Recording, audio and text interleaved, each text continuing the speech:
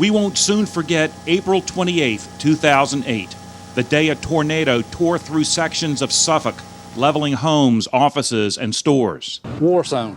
Yeah. That's what it looks like to me, a war zone. Cars, everything's mangled. It's devastating. TV news crews descended on Driver, Burnett's Mill, and Hill Point Farms to capture images of the devastation and the words of eyewitnesses. I looked over here, I said, oh my God.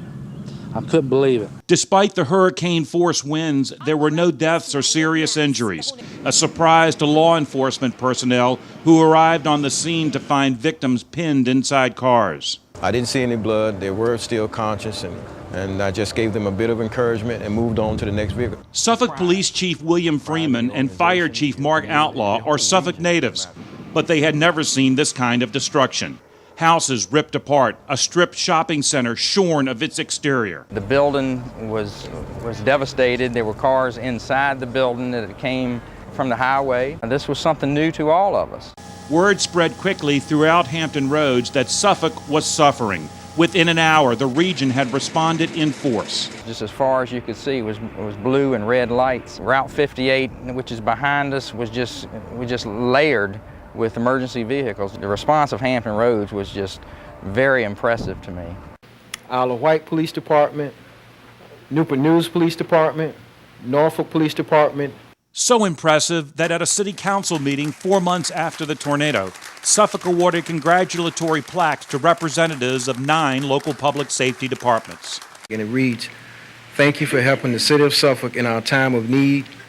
Your assistance to our city embraces the true meaning of self-sacrifice." The fact that so much help arrived so quickly was really not surprising, because each month the people in charge of emergency preparedness in 16 Hampton Roads localities, from Suffolk to Hampton to Williamsburg, gather in Chesapeake to talk about how to come to each other's rescue. In Suffolk, it worked like clockwork. They stood up their emergency operations center and they began talking to each other. I mean, they were communicating, as a region on, what the needs were for Suffolk and how they could best support them. The Rottweiler bit a child. On the peninsula, 4 localities have taken mutual aid and regional cooperation to an even higher level. Welcome to the 911 Government Communications Center in York County. Since 2005, York, James City County, Williamsburg, and Poquoson have had a joint radio system. A savvy elected official in James City suggested it. And we went to the board after 2 years of study and said, we're ready to proceed to the next level, to get ready to go out for an RFP.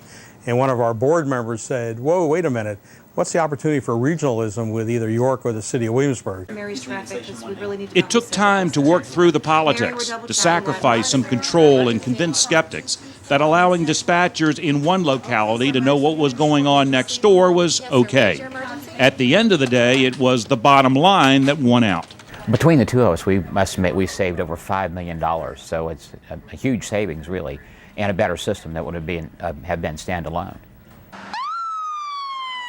Today, if an accident occurs in York and a policeman from Poquoson is closer, he responds. York Battalion 1 to Williamsburg, Chief 5. And at fire scenes, commanders from one locality can manage responses in another. There's nothing for me to go into James City or Williamsburg and be in command of an incident.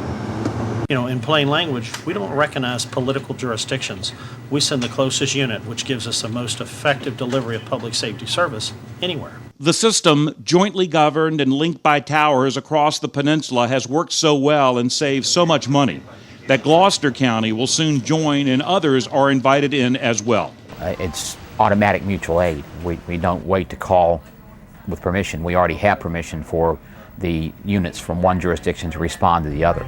The radio program on the peninsula is but one example of a number of regional and sub-regional organizations that meet on a regular basis across Hampton Roads to share best practices and resources and build relationships.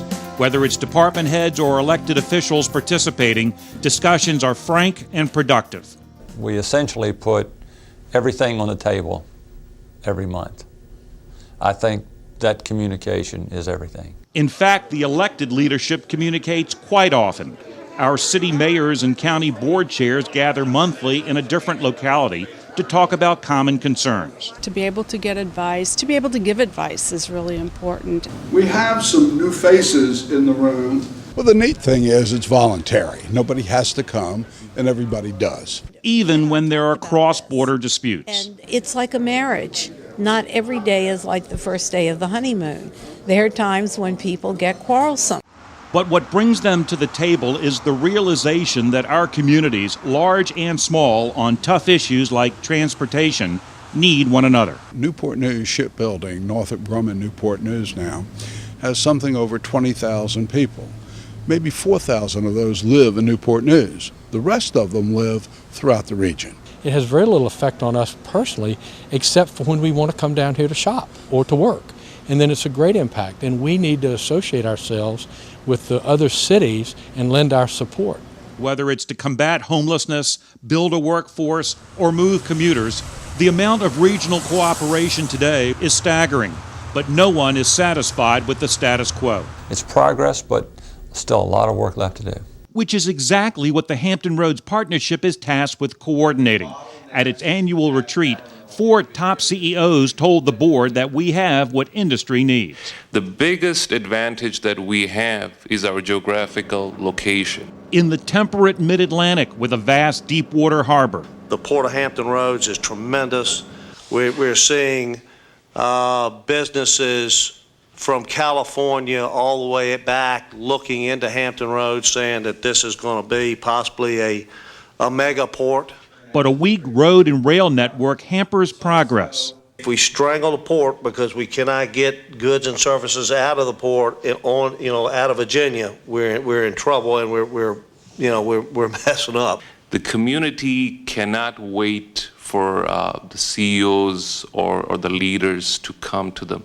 The community has to force themselves onto the leaders. And they have a duty, says David Byrne, to respond. A lot of the businesses and organizations represented in the partnership do business across Hampton Roads, and I think it's our obligation to help lead regional cooperation. And if we focus on building trust, having a strong cause, and then creating passion for doing it, I think it works, and it works in just about any kind of organization that you want to put together. Throughout Hampton Roads, America's first region.